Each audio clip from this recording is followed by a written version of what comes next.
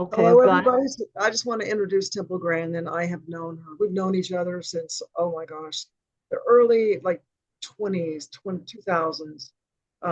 She was one of my first speakers at a conference.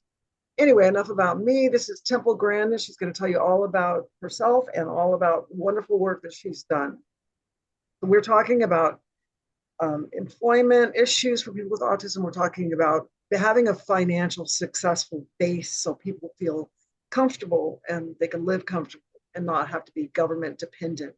And she's going to talk about that. So welcome, Temple. Well, it's great to be here. And one of the things is I've worked for 25 years in construction. I would design a piece of equipment and then people build it for me.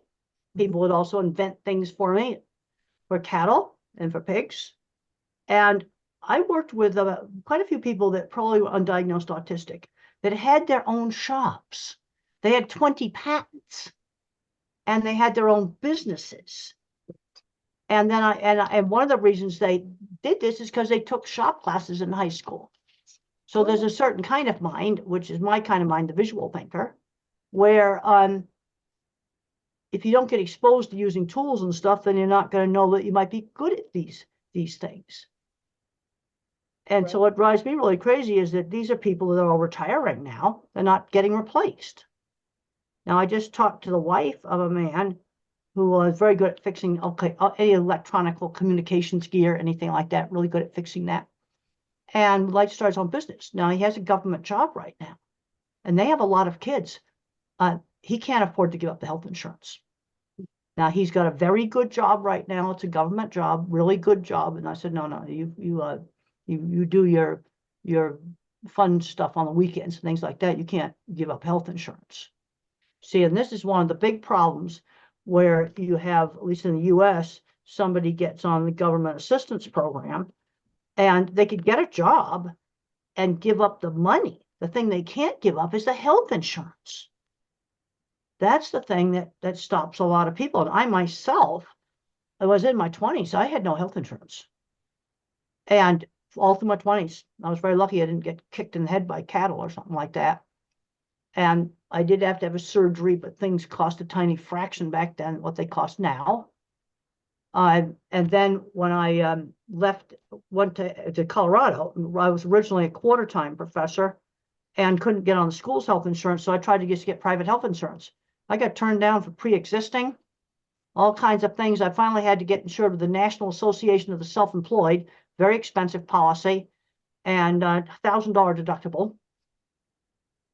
And then when I got on when I became half-time at the university, and I became a full professor, then I'm on their insurance. So that's fine.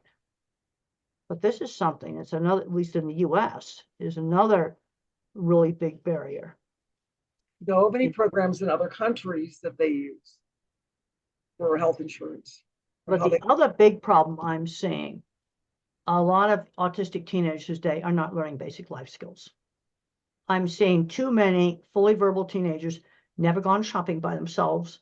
Some of these parents just can't let go. They don't think their kid can do anything. And my mother had a very good sense that I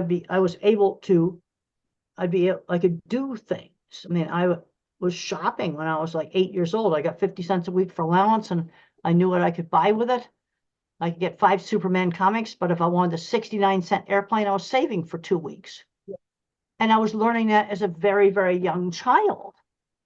And I find kids are not learning those things. I sold candy for charity. When parents had a party, you had to dress up in your good clothes, greet the guests. That was just what they did in the 50s. But that taught really important skills. So I wasn't afraid to greet people. I'm realizing now just how important those kind of things are. And I think we need to start teaching kids about making money young. I remember having a disastrous Kool-Aid stand that my sister and I did. Only ran out of sugar. Well, that's when you learn you better have enough supplies. You gotta have sweet.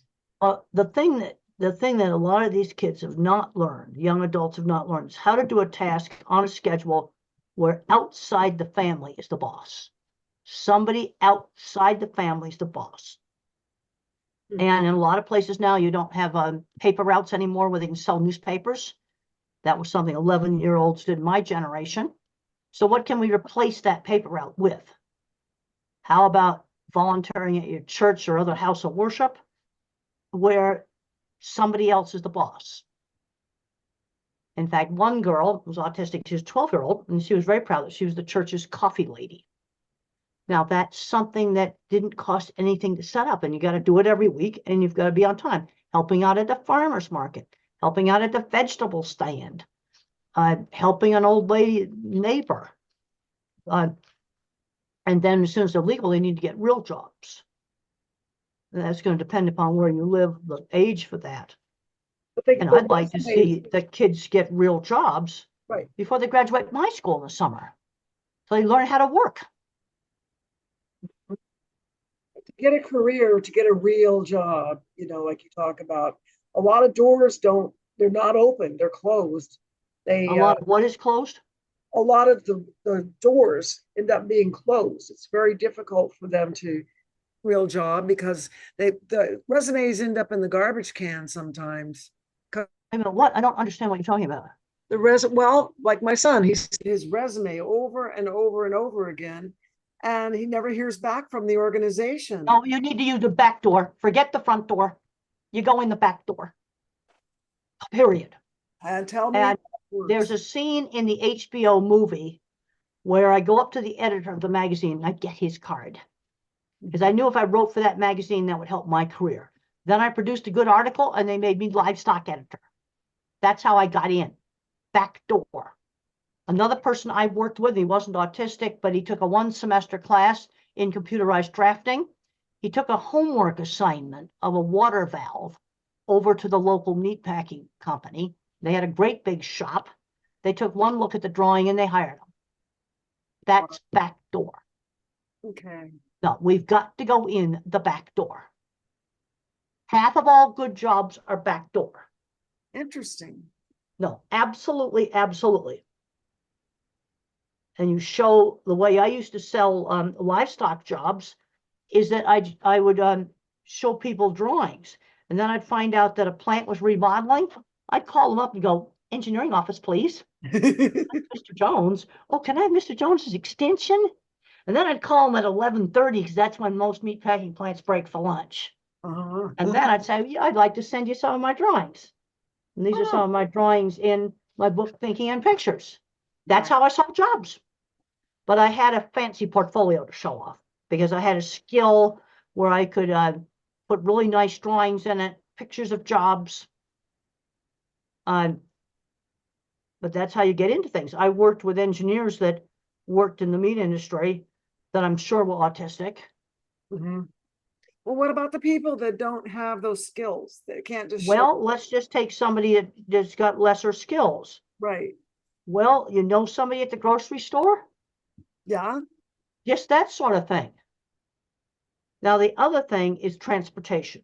I've talked to a lot of very, very good people where they might start a coffee shop or some other business with autistic clients or maybe clients with other issues. And the biggest pet problem has been transportation. And if I had not learned to drive, I would not have been able to work in the cattle industry. It's just that simple. Public transportation doesn't go out to feed yards. And the thing with the driving, it's gonna take a whole lot longer.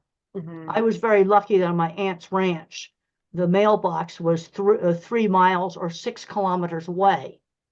And so I got all this practice on dirt roads where there was no traffic. Yeah. And I say, you start out in the middle of a big parking lot. That's where you start out. All right, let's go to your son. What kind of stuff is he good at? Well, actually, you taught him how to drive. You taught him how to drive. What is he good at? He's good at fiddling with things, like making little crafts, and like he loves 3D printing. He's got a very deep passion for 3D printing. Okay, so he likes that, and is he good at fixing things? He's good at fixing things, yeah, taking things apart, putting them back together again, that sort of thing too. But he's very smart, so I've asked him to write it. You can't hear me.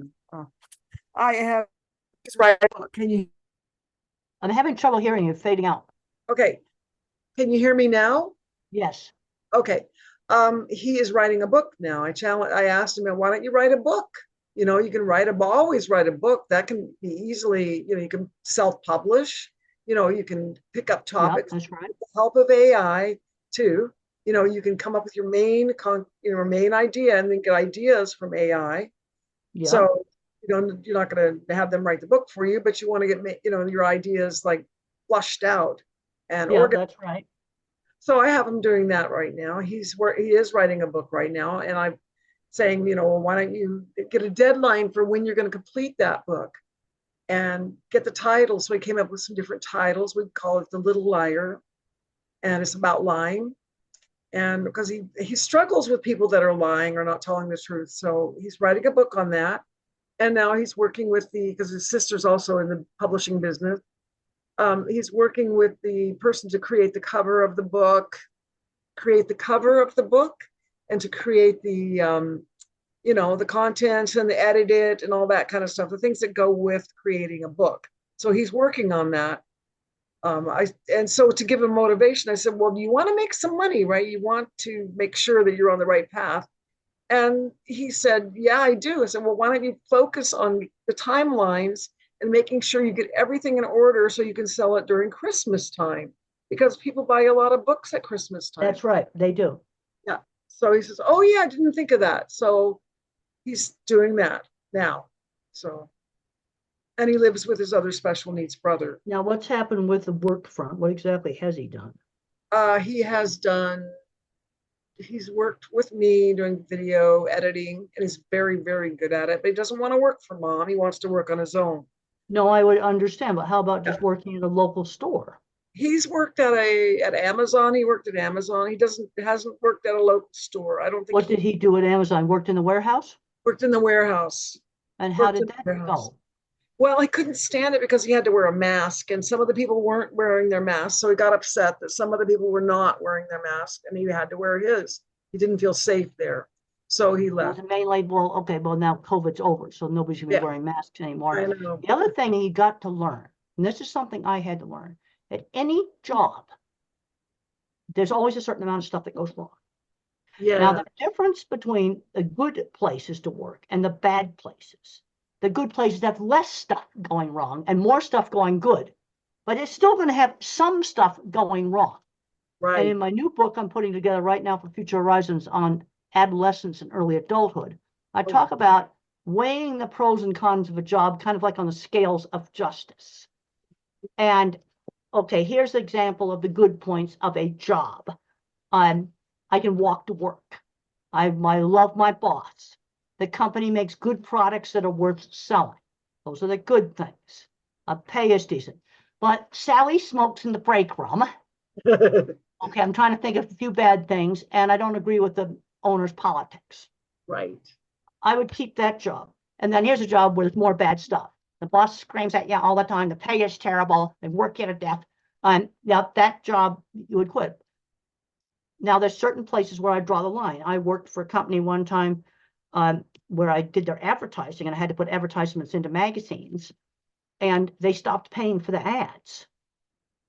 And I said, I'm not going to put an ad in Beef magazine that I know that they're not going to pay for, rip off the cattle magazines. I'm not going to do that. I asked to do something really unethical like that. I won't do that.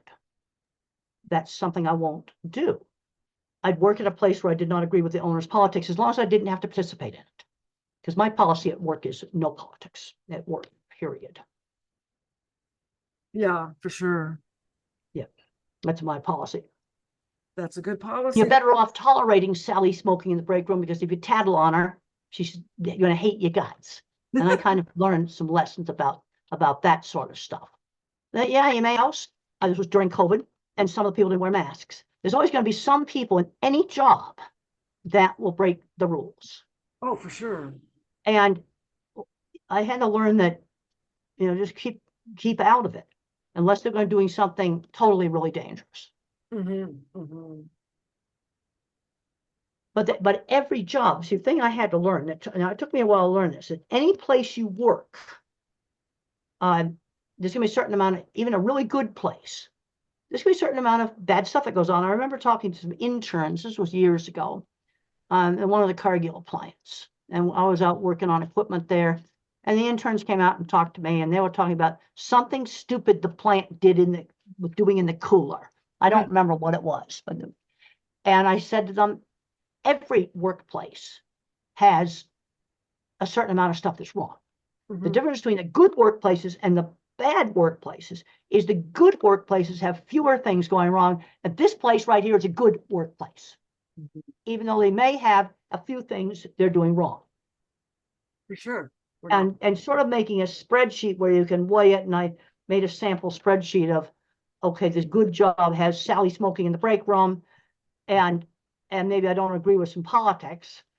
Then the bad job is a screaming boss and no time off, and it's overall a bad job. Yeah, it's no fun experience. It's not delightful, you know. But the thing is, even in the good places, there's going to be a certain amount of stuff that goes wrong. They will never be perfect. And I know that I had to learn that. That wasn't easy for me to learn that. How can we teach children can you hear me? Yeah, I don't know why you're kind of fading in and out. I hope you can hear me okay. Yeah. Now you just faded out. I don't know. What's wrong with the microphone? Yeah, you're staying the same distance. Can you hear me okay? Yes, young age. Nope, that just faded out. Okay, how can we teach children at a young age to be thinking sustainable living? Think about sustainable living. Well, it's going to be by final example, by just specific examples, a whole bunch of specific examples. I can remember as a kid, we saved the newspapers to recycle them. That was something we did as a very young child. Okay, that's a specific example. Okay, today we collect the aluminum cans. That's a specific example. Cut down on food waste. That'd be another specific example. See, I don't think in generalities. It's the same thing with accommodations for people on the spectrum. Let's talk about accommodations. Let's talk about some of the most important ones. Let's avoid the jobs that are the rapid, chaotic multitasking, like a takeout window. The other thing is any job that involves a sequence, like closing out the cash register. Let me close out the cash register. That would save a lot of jobs. I do not remember long strings of verbal information. Now, when it comes to problems with sound sensitivity, it's often much better tolerated if the individual makes the noise. Okay, let's say it's an electric drill. Let's go out in the shop and we're going to just drill holes in a bunch of metal. But they are turning the electric drill on and off. When they control the drill, it's much better tolerated. Kid doesn't like the vacuum cleaner, let them play with it, where they control it.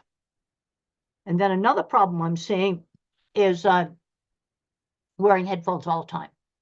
That's going to make sound sensitivity worse. It will make it worse. But what you want to do is have them with you all the time. So if there's a horrible noise, you can put them on. And I was at the airport when they had the Microsoft outage. And it set off the alarm systems on the doors. Oh, no. It was just screeching, and you had to walk right under it to get on the plane. I don't know how the gate agent stood it. That would have been a place for headphones. And I wished I don't carry headphones. I wished I had them. It was just the office, and I had to go right up next to it. Oh, and they loaded the entire plane. This thing screeching, and it was due to the computer outage. But you see, that's kind of unexpected noise. That would be a place where you might want to, if you have the headphones, then you could take them out and put them on. Right. Where you see that gives you control. One thing that can you hear me okay? Yeah, I can. Okay. So when parents aren't going to be here someday, parents are not going to be here someday. Parents, mother and father will not be here one day, that they're going to die. So what recommendations do you have for people to prepare them for autistic and neurodiverse people, to prepare them for that moment when they are living on their own. They're not going to have their parents here anymore. And they need to be sustainable and supporting Well, themselves. that's just it. And what you have to do is what a basic principle in transitions is gradual transitions. Mhm. Like I remember when I was in graduate school, I was doing more and more work stuff. And I said to myself, I'm making a gradual transition away from the world of school to the world of work. And the worst thing you can do, and I've seen people do this, like graduate in college with honors, never had a job, can't handle the workplace. You know, for teenagers that are coming up, I want to have these volunteer jobs for someone outside the family, or some other little jobs they can do when they're 11 years old. I want them in real employment every summer. Yeah. And they need to be working for a boss that's outside the family, so that by the time they graduate, they know how to work. I had 2 career relevant internships, one at a research lab and another one as an aide for an autistic kid. And those were just set up through contacts. They were backdoor, total backdoor. The research lab, the lady that arranged the social events at my college knew somebody at the research lab. That's how I got into that one. That's typical backdoor. And we've got to start learning stuff like shopping and making money and budgeting. And, you know, a lot of it's just not being taught. I know. When would you start teaching budgeting? I was learning it when I was 7. Yeah. I got 50 cents a week for allowance. Mhm. And if I wanted a plane, this toy airplane, that cost 69 cents, I had to save for 2 weeks. Wow. That's not hard to do now. It'd be $5. You buy that same plane today for $5, and it's a cheap plane compared to the one that I got in the 50s. Yeah. Doesn't fly as well as the one that they had in the 50s. But that's a very simple example Mhm. of teaching a kid about saving money. Mhm. But then I remember where it got kind of overdone. There was this flying saucer airport thing in the toy store I wanted, where a flying saucer would take off from the top of the control tower. And I saved and I saved and I saved. And when I got enough money, they had sold it. Now I didn't know that maybe the store manager could order one for me. You see, I didn't know about that. Right. Didn't know about that. Getting things ordered at stores was a lot harder. But it had been sold. I bet you were heartbroken. Yeah, it had been sold. But teaching some basic saving. You know, even if they do chores around the house to get paid, but then they want this video game or they want to stream some movie or something, then they're gonna have to pay for that. They're not free. And I think how to spend it's really important, because when they how to spend it, like how they should spend their money. If they get money, how to save it up where you can go spend it all on candy or something like that. well, yeah, but I'm talking about like teenagers, and when you start turning into being an adult, you know, somebody to guide them as far as how they will budget and spend their money that they're earning at an older age. Well, maybe the parents could just show, okay, this is the house mortgage. This is the car payment. This is the electric bill. This is the money that we make. We have this much money coming into the house. And here are bills that we have to pay every month. And if we don't pay the car payment, they'll come and take the car away. If we don't pay the house payment, they'll take the house away. Those have to be paid every month.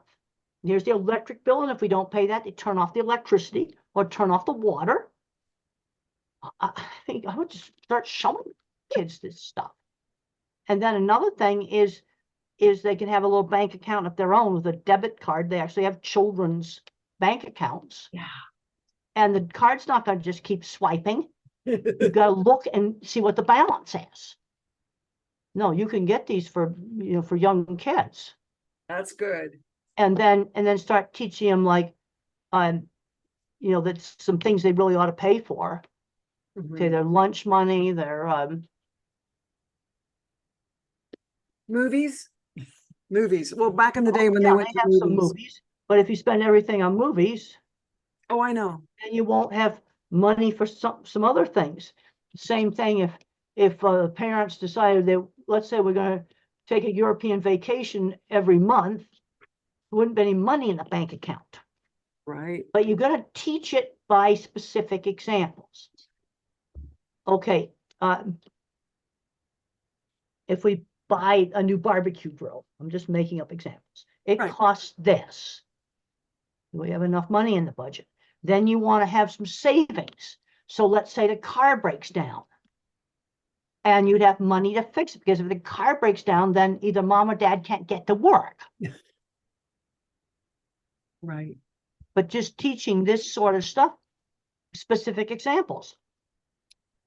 That is wonderful, wonderful advice. And this works anywhere in the world, of course. It works anywhere. Right. It works anywhere. But make it not be abstract. I still remember saving for that 69-cent airplane. Mm-hmm. That's good. So Now, that I'd have to go a week without Superman comics in order to get that airplane. I was learning that when I was 7 and 8 years old. wow. That's good. That's good. And this isn't something that's hard to do. Mm-hmm. You know, and then I've seen mom, I said, mom, let's say the next time you go to a gas station, why don't you hand your kid a $5 bill and say, run in the shop and buy a bottle of milk. Mm-hmm. They've got to learn how to go in there and just talk to store staff. Right. Now, what if they're non-speaking? What we need to be working with the non-speaking is typing. Typing. Non-speaking can learn to type independently. And if you're interested in that, I'd recommend there's some really good books I recommend.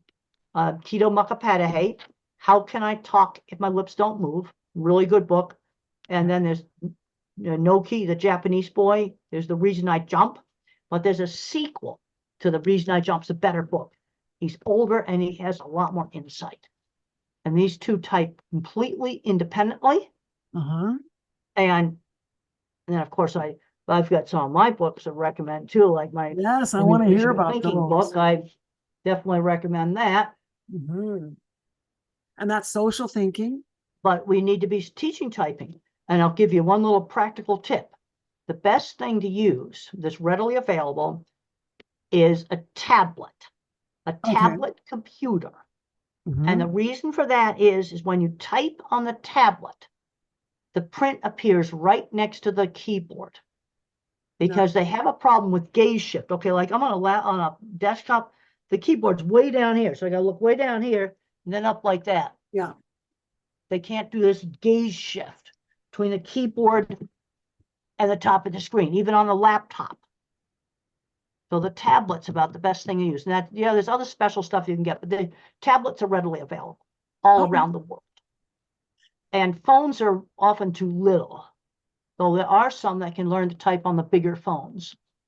But what's important is the print appearing right next to the keyboard so that you don't have to gaze shift. I can punch a letter and then I see it without shifting gaze, because they have trouble with that. Yeah, then it transitions, right? Well, it's just the gaze shift. Oh, okay. If I'm looking down at the keyboard and then I press the key, the print appears way up here on the top of the screen. See, they can't do the gaze shift. Right. I know. So let's say you don't have a tablet. Let's say you have a desktop. Put the keyboard on a box. So the keyboard's way up here. Pretend my hand's the keyboard. Then when you type on it, the print appears right along the top of the keyboard. That makes sense. That makes a lot of sense. Yeah, my son had a difficult time shifting what he was doing when he was working for me. He didn't like task shifting. So I don't know if that has anything to do with it. But well, it might. See, there's a problem with processor speed, and there's sort of a relationship there. Yeah, but task shifting's an area. Now, when he worked at the warehouse, how was he on task shifting?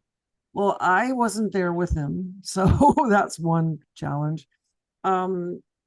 I think that whatever he does, he digs into it and gets it done. But to shift into a different thing, to shift his attention. How long did he keep the job at the warehouse? About a year. A year? That's a long time. Yeah. That's a long time. So he must have been doing something right there. And I'd be interested in exactly what the task was, Mhm. because some of the things require multitasking. Then did he do the picking task where they run all around the warehouse and get stuff off the shelves? I don't know. I wasn't there, so I But he don't kept even- the job for a year. Yeah. Now, is the business about the masks why the job got lost? Yes. Yeah. Because he didn't like the fact that people were not wearing their masks anymore. He was worried about getting sick. Yeah. Okay, but if he kept that job for a year, why doesn't he go back to it now? Nobody's wearing masks now. Good plan. Yeah. Yeah. Because what? I said, that's a good plan. Yeah, he needs to go back to that job. Nobody wears masks now. He Yeah. kept that job for a year. Mm-hmm. That's quite a long time for a warehouse job. Yeah, I guess it is. And that's good. Mm-hmm. And he might have been very accurate and good at certain things. Oh, I think he's very good at certain things. I think he's You very kept that good. job for a year, and Yeah. you're doing work that people want their packages. Because the one thing you don't do with somebody with autism is give them a job that's busy work. Right. It's important that a job be real work. Yes, absolutely. So you think he would have still kept that job? I do. I The think he mask would. issue had come up with COVID. Yeah. And of course, I don't actually know what happened inside his job because it was his job and I wasn't, my And he would drive to the warehouse every day. yes, he drives. Okay, good. Yes, he drives, and he's a good driver. Very, very conscientious driver. Well, that's good. Well, maybe he'd go back there and get a job. Yeah. Now, Now that we don't, I can understand in a place like that warehouse, that some of the jobs, the people are standing really close together, and if during COVID, I can understand him being concerned about the masks. But now that COVID's over with, we're um, point. then Yeah. maybe you should be getting it. Maybe you should. How did he spend the money that he made from that job? I think he worked it out. He probably didn't do the right thing. He, split it with his brother or gave his brother some. I don't know exactly what he did with the money. Because there's a boundaries issue. Once you're a parent, you're not supposed to ask certain questions. It's kind of like, Well, you learn that, but but that's a job he kept. Yeah. Was that one of his more successful jobs? that was one of his more successful jobs, but he also did really, really well with me. Okay, but the thing is, I want to get him That was independent. work He worked too. at that warehouse. Exactly. He would drive over there every day, and And he'd be on time and he would do his he'd be work. on time, and he'd go, and they probably was real fast package merchandise picker. Uh-huh. If he's doing that job where you run all around and get the stuff off the shelves, Yeah. and Very efficient, very effective, very conscientious. But it was the mask that got him in the end. well, but that's over with now. Yeah. And I can understand, okay, some of those warehouses, you're standing along the line, some of the meat plant, and everybody's in the meat plants, they put plastic barriers in between them. And they were very strict about the masks. Yes. So I really, really want to hear about your new book that you have coming out. You just Well, finished the adolescent book, the adolescence book, yeah. well, basically, I talk about a lot of the same things talking about here, Right. helping people get jobs. And I'd forget the interview stuff. Just go in the back door. Now, when he got the job at the warehouse, did he go there when they're like super busy and they just need everybody they can get, or did he go there when they were not so busy? Well, it was during COVID. It was during COVID, so I would imagine Well, they were very busy during COVID. Yeah, right. Very, very busy. They needed people, and they needed them really badly. Yeah. So I would So that job, when it was lost, he quit that job. He wasn't fired. he quit. He quit. Okay, at least he wasn't fired. That's good. Yes, it's very good. Well, and then the thing is, you get on the whole mask. You see, in some places they really enforce the rules on that. Like at the university, where they really enforced it. Airport, when they fly, I didn't fly for a year. It's COVID, Yeah. and then we went another year of masks in the airport, and they were very strict. How do you go from place to place? Because transitions are hard. I know you Well, travel a there's lot. a certain sameness to how the airports work. Right. Now, I actually got more nervous when I was in Europe and I had to go on a train by myself Oh, because I'm less familiar with how they work. I Ah. know how airports work, mhm. and there's a certain sameness around the world. Yeah. Going through security and like doing all those things, checking. And the other thing at airports allow plenty of time. That's true. Plenty of time. I like to get there at least 2 hours before the flight Mhm. so I can have something go wrong. Like there's a traffic jam. I remember taking a flight out of Kennedy Airport just within the last year. And I recommended that we leave half an hour earlier. Mhm. And if we hadn't, I would have missed the flight. Because Wow. 3 miles from the airport, there was a gigantic traffic jam. Jeez. Yeah, well, that can really do it. Oh, that really stressed me out. So allow plenty of time for some kind of problem, like a traffic jam. That's for sure. Yeah, I'm just looking at some of the questions. Do you have, so that's what the book is about. And what was your most exciting book that you ever wrote? Well, I got kind of like my original autobiography, Thinking in Pictures. And I thought you, Well, that's a book I really like, and I really like my visual thinking book. Because in autism, there's like 3 kinds of ways you think. You have the visualizers like me, who are very good at things like mechanical and art, animals, and photography. Then you have your pattern mathematical thinker. They're your computer programmers, your chemists. They think in patterns, not in pictures. And then you have the verbal thinkers. And verbal thinkers tend to overgeneralize. I read some of the policy stuff that's put together by some of the verbal thinkers, and there's no specifics on how we're going to implement this. When I talk about things like accommodations, I want to talk about specific stuff, like the pilot's checklist for tasks involving sequence. Or if there's a problem with LED lights that flicker, that's going to be a problem for maybe 20% of autistic, dyslexic, and ADHD people, also head injury people. You're building a new classroom or whatever, let's not have the LEDs that flicker. And you can find out which LEDs are bad by taking pictures in slow motion video with your phone. Oh, okay. That's Yeah, smart. just regular slow motion video with your phone. You can find the LEDs that are really bad. But these are specific things that you can do. So what do you do if you're stuck in a job or in a class with LEDs that flicker? You got to buy an LED that does not flicker. Put it on your desk. Ah, You see, I'm always trying to figure out something simple that you could do to fix it. simple and inexpensive. Yeah, the LEDs are not expensive. They're not expensive. Yeah. But the warehouse job actually was quite successful. Mm-hmm. How come he's not going back there? I'll talk to him after this call. No, I think he needs to maybe go back there. And now would be a good time to start before the Christmas rush. I Right. would not recommend starting during the Christmas rush. Oh, no, that would be really, really hard. That would be really hard. Also, a lot of people have issues around grooming, you know, like if their parents didn't really, like, well, you know, just fixing their hair properly. There's rules nowadays and there's rules from the past of how Well, it should the be. hygiene thing is something where you're going to have to do some conforming. There's a scene in the HBO movie where they slammed down the deodorant and said, "You stink, use it." That scene happened. No, there's some stuff where you're going to have to clean it up. Yeah. This is one of the places where you're going to have to do some conforming. Now, what I tend to do is I wear clothes that feel the same, whether they're good clothes or whether they're work clothes. Mhm. I've got to find things that don't itch. Oh, yeah. Well, like I buy pants at Walmart and I have to wash them 3 times before they're good enough to go on a 3-hour flight.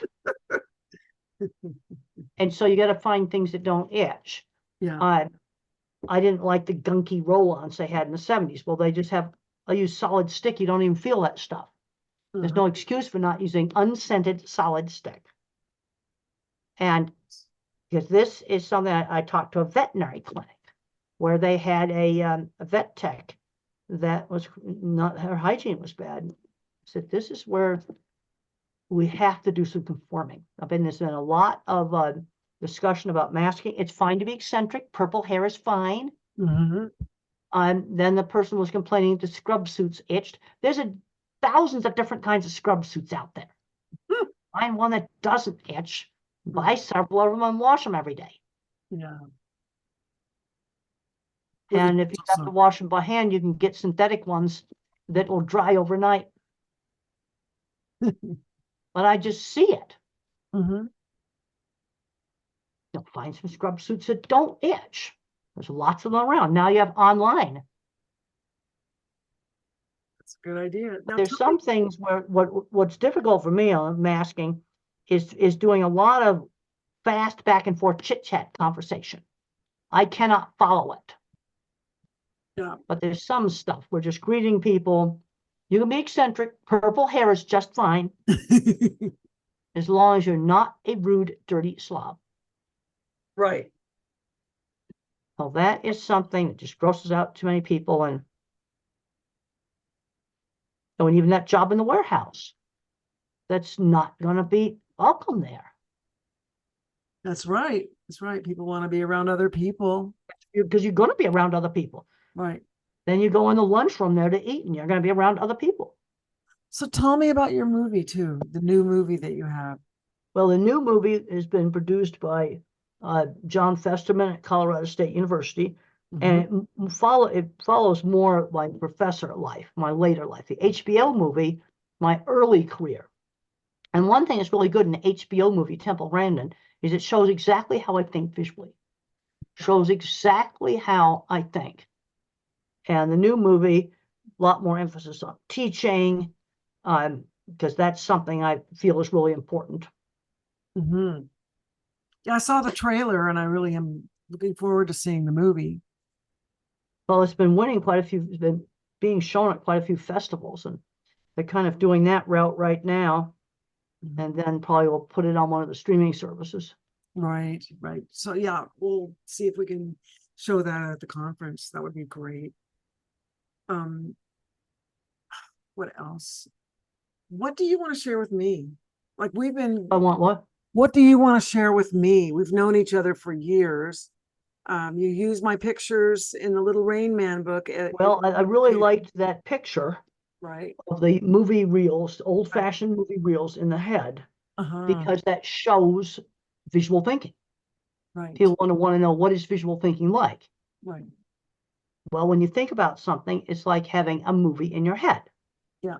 Okay, I went grocery shopping today. I'm now seeing some of the things I bought. I bought some coffee, bought some peaches because they're in season now. Nice. And if I think about it, I can feel the peaches and I can smell them. But my memory's indexed. I see the peaches first. Okay. I see them. You see, that's visual thinking. And a lot of verbal thinkers have a hard time imagining how visual thinking works. I can imagine, yeah. And so that's why I showed that picture of the movie projector in the head, because that shows how it's literally movies in your head. And it's like having a Google for images in your head. Right. And when I first started showing that picture, there was no computer search stuff. That did not exist when that first came out. I was just trying to get people to understand visual thinking. And then when I found research about it, and I also wrote about some of Autistic Brain book, research about visual thinking and mathematical thinking, I was just so happy. I found those papers at the middle of the night when I was surfing online. And that made me really happy. That's great. And would you say an engineer is more of the most engineers are more of the mathematical, but you need to have both. I've been following the mess with the Starliner spaceship stuck on the space station. And they're trying to decide whether it's safe.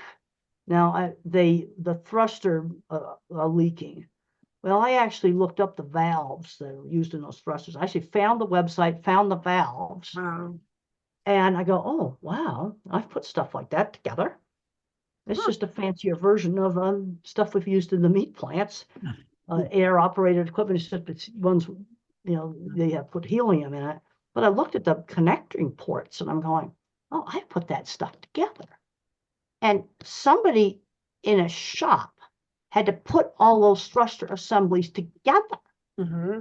And if you don't screw them in right and put the right sealing compound on it, they're going to leak. Now, there's always a little bit of leakage in those kinds of things that you can tolerate.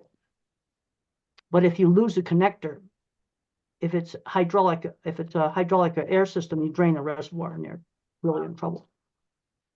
But as soon as I saw them, and I go, oh, that looks very familiar. And let's say I was in the space station. Would I go on this ship or let it go back empty? Get me the guy in the shop on the phone. I want to talk to the guy in the shop, and I want to talk to him privately. And if the boss is screaming at him to hurry up and stuff like that, probably wouldn't want to go on it. And I'd say to the guy in the shop that put those things together, would you fly that ship? Would you go in it? Or would you stay on the space station another 6 months? And if the shop guy says I would, but the other problem they got is they did a computer upgrade, which actually worries me a lot more than the thrusters. Because Microsoft Mess was a computer upgrade from their security vendor. A software upgrade crashed AT&T, one of our main phone networks, for 4 hours. Then it messed up my United app, the United Airline app, in a really weird way. Works in some cities and not in others. Wow. That's really weird. Huh. And then they did a computer upgrade this spring on the projectors in our classroom, and I wasn't able to show my PowerPoint. Oh no. So that's 3 things I've been exposed to in the last year that involved a computer upgrade. There were different degrees of being bad. The computer upgrade scares me a lot more than the thruster leaks. Yeah, because you don't know what's coming. Right? Well, now that I've seen the valves, there's still some more things I want to see about because if you, like on a regular air system or hydraulic system they use on industrial equipment, if you blow a hose, you're done for. And I have no way of fixing that. Yeah. My dad The would always connector have to actually have came all the way loose, I'd be really in trouble. But but what everybody forgets, the mathematicians calculating all stuff, but somebody in the shop put that stuff together by hand. Yeah. By hand. And when I looked at the valve, I'm going, that looks just like stuff I have put together myself. Yeah. Now, use the tubing is different and the fitting's a bit different, but it looked very familiar. My father was an aeronautical engineer. I've told you that before.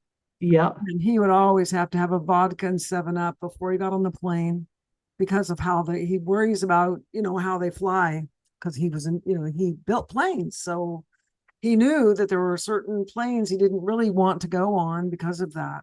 Well, one of my friends did a trip to Ethiopia. We had lunch just last week. And there was that Boeing jet that crashed in Ethiopia. Oh, boy. She said they got on a brand new Boeing, old pilot. And he was messing around in the cockpit and messing around. Then he had him get off the plane. And he fiddled around with that plane for another 2 hours. He goes, you know what? I'm not flying this. Wow. I think it was the plane that crashed. She was on it. And they got out an old Antique and they flew that. And the old pilot fired up the Antique and they took off. But that pilot realized something wasn't right about it. He wasn't going to fly it. Wow. I think it was the same airplane. Huh. Well, yeah, I can see that happening. And he was an old pilot, old experienced pilot, where the one that crashed it was a young kid, 28 years old, something like that. Wow. Old pilot goes, I'm not flying this. I don't know what's wrong with it, but we're not flying it. Those old pilots were pretty darn smart. Well, he decided he wasn't going to fly it, and they got off, and they got out an old ancient plane, and they got on that. Crazy. So what do you want to tell people in the world? What do you want to tell them about autism Well, and I learning? want to, one of the big problems I'm seeing is they underestimate what people with autism can do. Okay. Now, there are some things where there's some accommodations, like let's avoid a crazy busy takeout window at a McDonald's or some other place like that. Those kind of really rapid multitasking jobs, probably be best to avoid them. But we wouldn't even have this computer that we're on now if you didn't have autism. I've been out to the tech companies. Half those programmers are probably on the spectrum. Right, I've worked with mechanical people that were brilliant that I know were autistic. right, And autism has this wide range. right. And there's a tendency to get too much into the diagnosis and not do enough on what is the person capable of. I'm also seeing bad things with the mathematics kids, Mm. where you might have a primary school child, 9 years old, good at math, and they're not moving him ahead. They make him do little boring baby math, and then he turns into a behavior problem. Then you got the ones like me who can't do higher math, so I wouldn't be able to graduate from high school, so I get screened out. But you know what I'm seeing now as I travel all around? Broken elevators everywhere. Huh. They're not getting fixed. And that'd be a great job for the visual thinking autistic. So your son's had one pretty successful job at that Amazon warehouse. Mhm. And what are some of the other jobs he's done that where he stayed at them for a while? And we're going to blame COVID for losing the warehouse job. Yeah. He worked with somebody in a marble factory where they polished the marble, cut the marble slabs, polished the marble, and made, tables, or they'd Yeah, make okay. things out of it. They would make How bathrooms. did that go? It went well, but then there was a personality problem with him and the person who owned the business. That did what with the? It went well. He was very good at his craft, but it didn't go well with the personality of the owner Oh, and personality him. owner. Okay. Right. Well, that can sometimes be a problem. Yeah. Well, So, there's another guy that I had lunch with probably about 5 years ago. He worked in that same kind of factory, mhm. and he learned how to run the saws. And there were little scraps of marble that they just threw away. Mhm. And they asked the boss if he could have them, and he made chess tables out of them. Oh, Beautiful chess tables for playing chess on. And then he learned how to fix the controlling the devices that control the machines. mhm. He's now fixing that all over the country. Wow. Huh. Yeah, there's a Yeah, lot you can of sometimes you see, changing bosses is a dangerous time for someone on the spectrum. When I got one of my first jobs working for the magazine, and I became livestock editor, the magazine got sold and we got a new boss. And he thought I was weird. And I didn't recognize that he didn't like me, but Susie, who did the advertising layout, says, we got to get together a big portfolio of all your articles. Because one of the problems is a lot of the stuff I wrote for that magazine, there were no bylines. So when Jim, the new boss, looked through it, he only saw a few things with my byline. But then I got together all the other articles. Like if I just covered a livestock show, for example, that did not have a byline. Mhm. But I did that. And then when he saw all the things I'd done, he gave me a raise. But I almost lost the job. Wow. That can be a dangerous time. Changing bosses, that can make a job unstable real quick. Yeah, that can. But I think the thing with the masks, okay, the COVID stuff's gone now. Now, of course, you have different people that work at that warehouse. I'd like to learn more about the bosses he had there. I would too. He stayed there for a whole year. That's a long time for Mhm. that kind of job. And what basically COVID drove him out of there. Some people weren't wearing masks and he was afraid. I can understand. He didn't want to get COVID. I can understand. Right. But I would have liked to have learned more about his boss. We'll have to do that. We'll have to do Because that job was successful. Mhm. I think so too. Also, the thing about Amazon warehouses, you have a huge ability for advancement there. Mhm. And the thing that I would end up in, what people like me would end up doing, is going into maintenance. Somebody has to fix all the equipment in. Mhm. Because I've seen people in the meat industry get a job on the line, gravitate to the maintenance department. 15 years later, they're the project manager for the new plant addition. Mhm, I have seen that. wow. One of these guys was really autistic. Now, and I don't want to be the manager of the employees.